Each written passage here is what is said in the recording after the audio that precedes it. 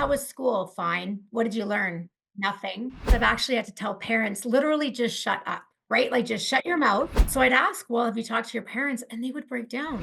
Those parents would come in, and I had parents break down in tears because so many of them wished that they actually had taken that time. So I had parents get up, walk out, and say, I don't want to have anything to do with my kid.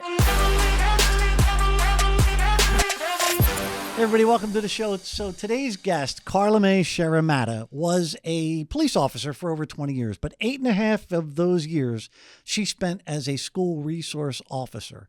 Carlamay is here to help. She wants to show us all how to better talk to our kids and engage them in the hard conversations now, so the next time they need a go-to, that go-to is you. Carlamay, welcome to the show. Thank you. Thanks for having me. Hi, Carlamay. So awesome to have you here. So one of the things Mark talked about was, I thought you were gonna clap. I'm not clapping. I just saw You didn't even ask your question. I know. Fantastic All right, question. I'll start again. Fantastic having you here, Carlamay. So you wrote a book called Youth Truth, where you speak about parents as creating what you call safe spaces where youth feel valued and heard.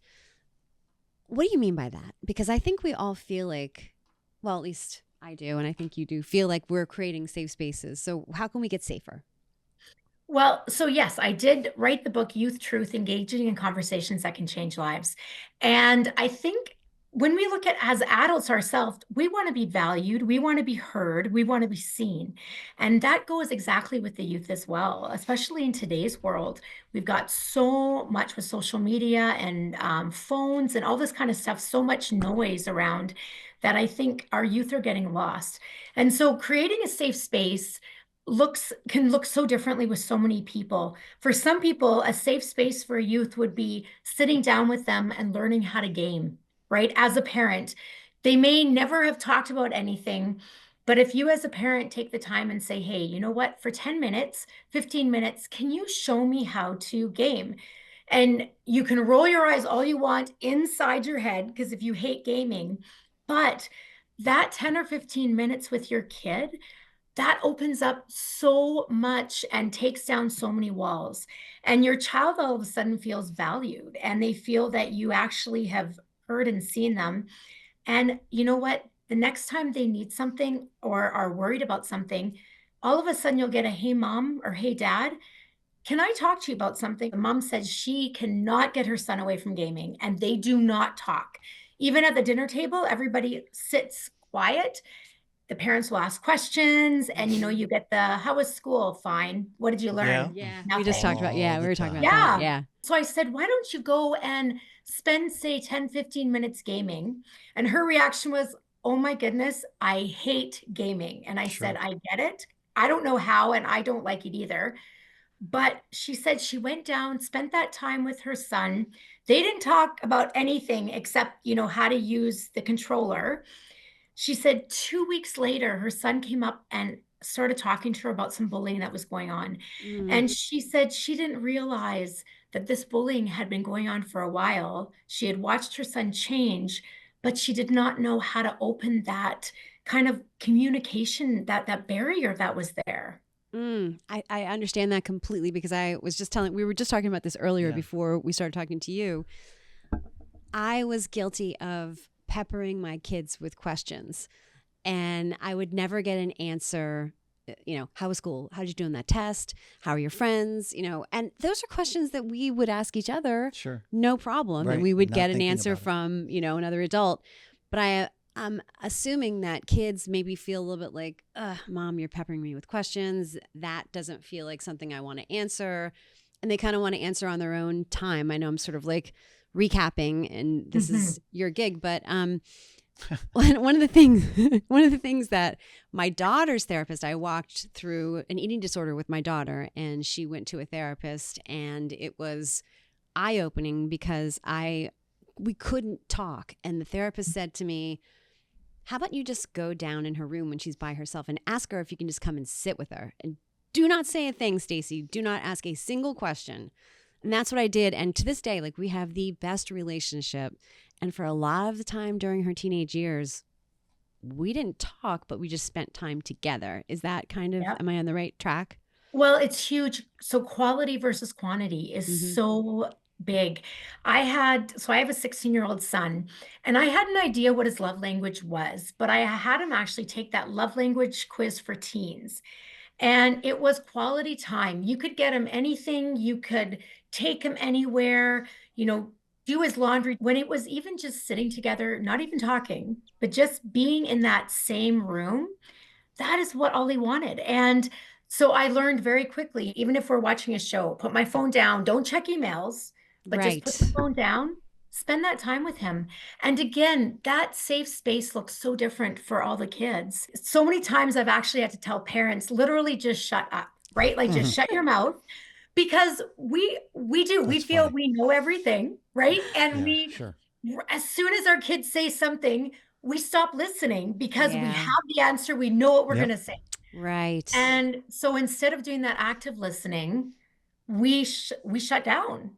And so when we start telling our kids, well, do this, or I know better because this happened to me, they don't want to hear that. Sometimes they just want to talk and just want to be heard with nobody trying to fix something or to give them some kind of advice. And that's hard as a parent because we It's know it definitely all, hard. Yeah, right? it's definitely hard. And it seems so commonsensical, but you start to listen to them and you just want to ask them more questions and you Yeah. just think that that's the right thing to Yeah. do, but they really just don't want you to talk. Right. And especially if Yeah. something's not perfect, you're all over that. Sometimes even going for a drive, I call it windshield conversation, right? I think, Windshield yeah. time. Yeah. Yeah. Because they don't, I think parents sometimes have the best conversations driving their kids to and from activities or school because you don't have to actually look at somebody. You just talk, Right. right? And sometimes even, It's easier. you'll start singing together with the radio, and it kind of just starts triggering and bringing stuff up. Do you think it might be like the eye contact thing where you're like staring at your kid and asking them questions and they start to feel uncomfortable? But if you're sort of parallel with them or if they're in, the rear view mirror, it maybe just that feels safer. Sometimes I think that is, and I think the kids, it's that shame sometimes too, Uh, where that shame and guilt of wondering, am I going to be judged? What will my parents say? right. And I bring this forward because, when kids have been raised in very religious households or places where you've been told, for instance, no sex before marriage, you better not be doing this, you can't date, you can't, all this kind of stuff. And all of a sudden, there's pregnancy, or there is an eating disorder, or there is domestic violence. How do you talk to your parents about something like that when there's already so much shame and guilt and judgment feeling inside for yourself as a youth? Mm. So, I mean, there's everyday teenage, I don't want to talk to my parents, right? Every teenager goes through that. And I'd say that's what we probably experienced with a 15-year-old son, right? Or Yeah. even in someone in their 20s or older, Right. whatever. Kids, no matter how old. Then there's, I can't Right. say this Yeah. to my parent. Like, what is that like? Because I'm sure as a school resource officer, that's what you were dealing with more than I don't want to answer my mom when she asked me if I like any girls, Yeah. right? Well, and that's the biggest thing is when they would come in and they'd literally start crying. Even some of these, I want to call them like the macho, like the football guys, right? They'd come in and we just kind of would sit and shoot the breeze. I could sense that they were in there was something more. So they would start bringing something up. So I'd ask, well, have you talked to your parents? And they would break down because that was the biggest thing. They could not talk to their parents about some of these issues. And what I really learned and what I wrote about in the book was the amount of parents that either had an inkling something was going on, but Mm. didn't know how to ask the questions, or the parents that, they were so busy in their own lives going on. Those parents would come in, and I had parents break down in tears because so many of them wished that they actually had taken that time. So now you kind of open up, I guess, the floodgates and you start talking about what was going on in your kids' lives.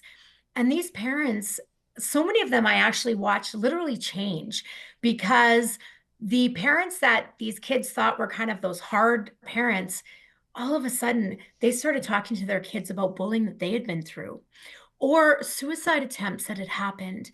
And their Wow. kids looked at them in very different ways. And all of Sure. a sudden, there was that connection. And I know that some of these parents were ashamed themselves because this triggered stuff for them that maybe they hadn't dealt with. Or now they realize that the pain that they went through, their own kids are now going through the Mm. same or similar pain. Even with suicide, so many people, it's still such a stigma. So many people are afraid to say, are you feeling like hurting yourself? Because they feel, well, the kids are they're going to think about doing it. You know what? They've thought about it already. Some even have planned of the method that they're going to use. Hmm. So if you just even open that up, oh my goodness, you watch this youth all of a sudden feel that they can release and they've got somebody that they can actually talk to now, that there's not going to be judgment because they're understood. Wow. Carla May, don't you think sometimes it's easier for kids to talk to someone other than their parents anyway?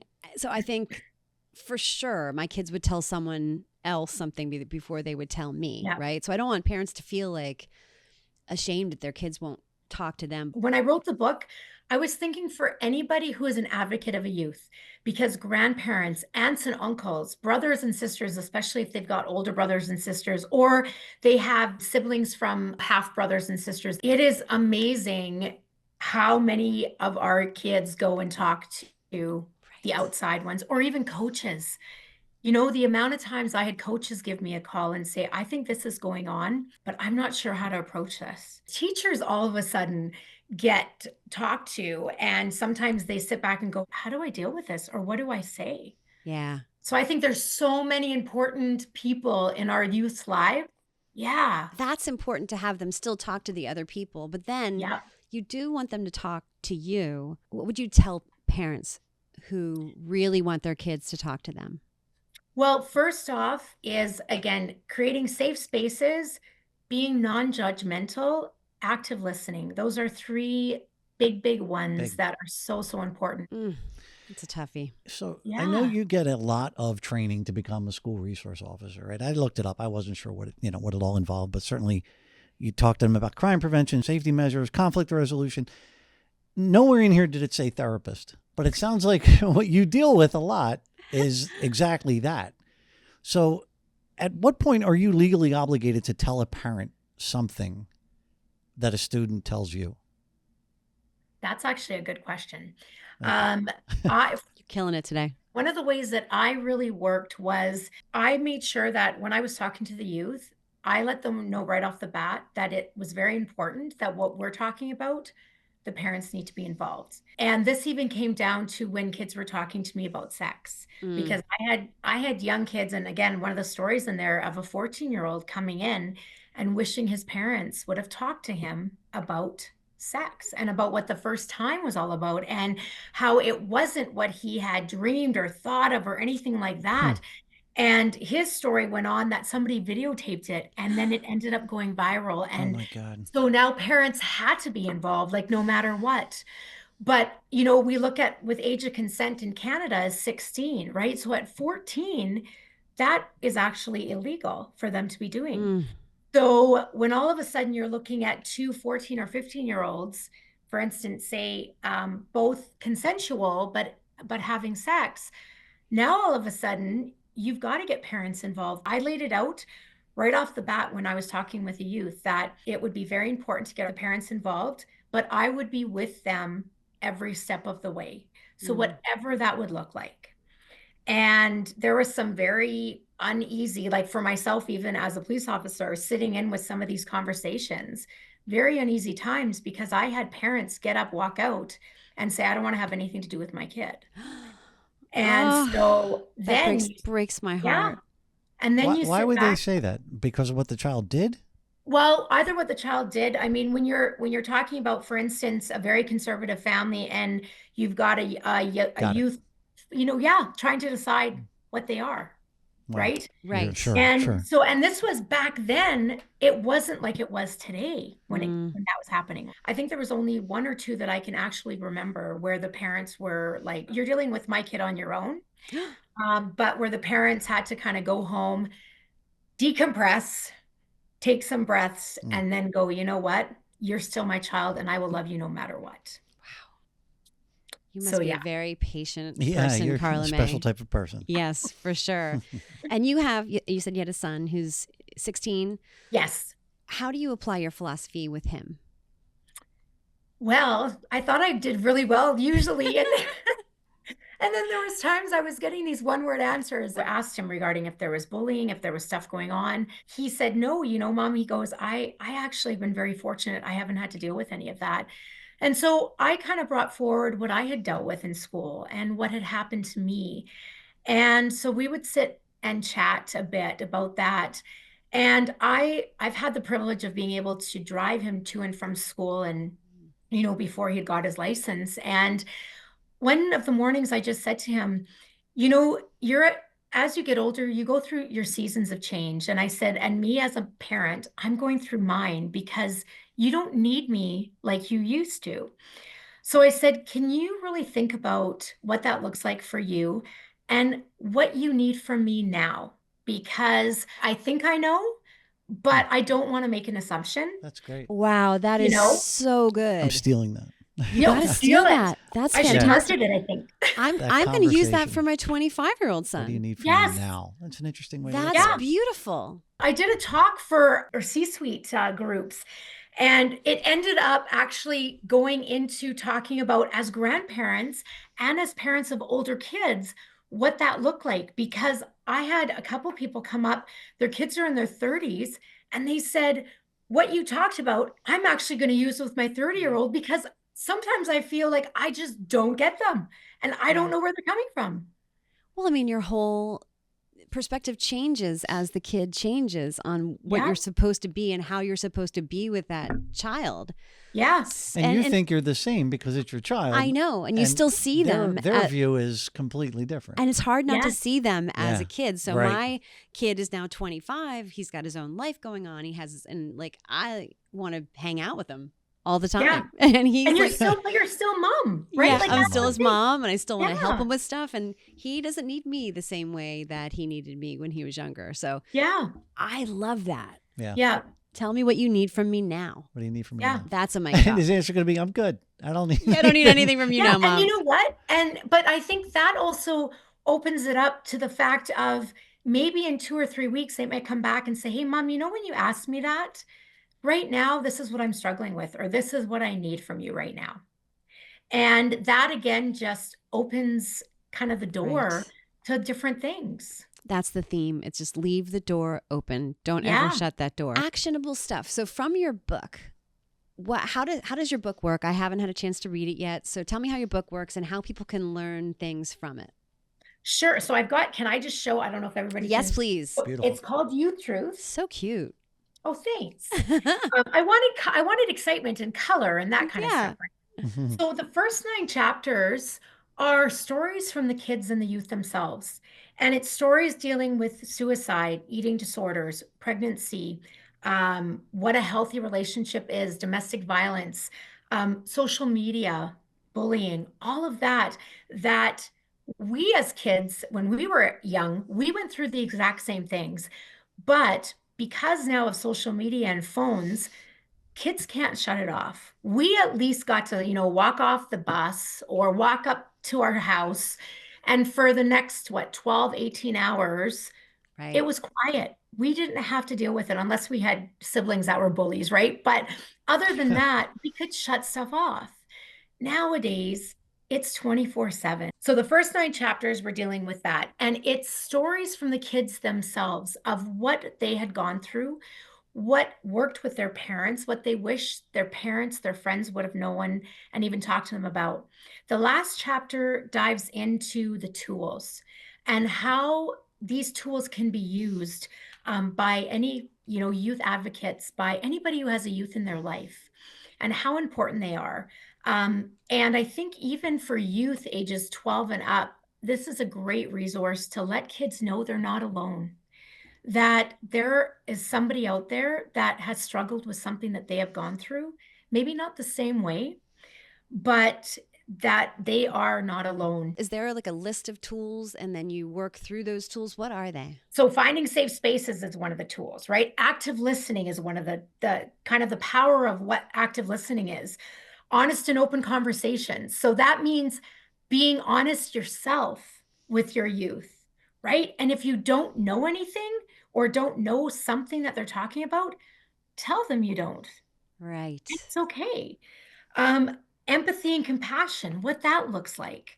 For parents, what the role of community looks like. You're not the only one that's going through this. So how can you as a parent get other parents involved so you Yeah. can That's a have good that one. support, Yeah. right? And then, just empowering our own youth. So helping them to come up with ideas of what may work. We talk about boundaries, and sometimes boundaries have a negative feel to them. So I kind of talk about guardrails because guardrails are there for our protection. And so as parents, when we used to pick our kids' clothes out, we, lay out, say, 3 outfits. You can choose from this. And that was You our gave 'em a choice. guardrail, right? Yeah. And then the kids are like, right on, I can choose one of these 3. Yeah. But we knew that these 3 were really, really good. And that no matter what they I never chose, did that, Carlamay. That's good that you did that. Yeah. Give 'em a choice. Yeah. It's Your awesome. kids look good. yeah, but the kids know, okay, I can make my choice though, right there. It's a choice And so within the something, guardrails. yes, and something is just as easy as that. Do you think the key also is relating, or do they not want to hear the stories of when you were a kid? Like, I mean, like, You're probably right. I don't They're know. Like, "It's- yeah, don't Mom, I care, know you Mom. walked uphill both Stop." ways, Yeah. to the bus stop and you didn't have your phone and whatever. Like, Yeah. what do you think? Well, I think sometimes they're good, especially if you've gone through stuff. Like, for instance, if Right. you have gone through suicide or eating disorders, what they're dealing with now, it may be a similar issue, but it's not the same as when we went through stuff. Yeah. And again, things haven't changed. Like the bullying hasn't changed, but the way that people bully now has changed because you've got cyberbullying, you've got all of that stuff now, right? And even with suicide, we would talk about stuff, or now they can actually go online and see things and see methods and that kind of stuff. We didn't have that back then. Eating disorders, that was like a faux pas. Never talked about that. But now you go online and people are showing you how to do stuff, Oh my Yeah. God. right? So it is so different. Right. And the minute I think you tell your kid, oh, I totally understand, that a lot of times just wipes everything out. What's driving the most distance between a parent and their child? Great question, Mark. Worth the wait. I think the harshness. We were raised very differently than life now. And it was like, you know what? No tears. You better suck it up. This is where I've seen it a lot, where a kid comes and says, I'm really struggling with this, or can you help me, say even with homework? Well, you should know how to do it. What are they teaching you in school? Like right away, they go into this kind of thing. Or he goes into, well, this is how it should be done, instead of, you know what, let's sit down and go through even writing an essay. What does that look like for you? And when your kid comes to you and asks you a question or says something or doesn't understand something, you know what? Take a step back, take a breath and go, okay, if this was me, how would I want somebody to answer me? Right. If you want somebody to answer softly and with compassion, then don't bring out that harshness because you will shut your kid down so fast. So what's next for you, Carlamay? Well, I've been doing keynote speaking now, and I've been able to do some workshops, which I'm doing. I've started doing a bunch of family mediation, even for some youth that have gotten into trouble with the law. Sometimes parents are stuck. And again, there's that embarrassment, there's that shame. So how do they go around and work with these youth now and their youth now? Love it. Well, we love you. Yeah. Let's see the Right? book one more time because I think there's a lot of valuable Well, we can always information. pop Oh, yes. it too. There we go. Youth And Truth. it's on Amazon and Ingram Sparks. That's great. Your little face is like beside it talking about it. That's amazing. That conversation. Well, thank Love you it. so much for coming on the show. This has been Carla, great. Very this has enlightening. been wonderful. I Thank think you. you're going to help a lot of parents. 100%. And you already have. Thank you. So thank It's you my so honor. much. Thank you so much. I was just honored to be here. That's great. Loved having you. All right. And thank you guys as well. As always, we appreciate it. And we will see you soon.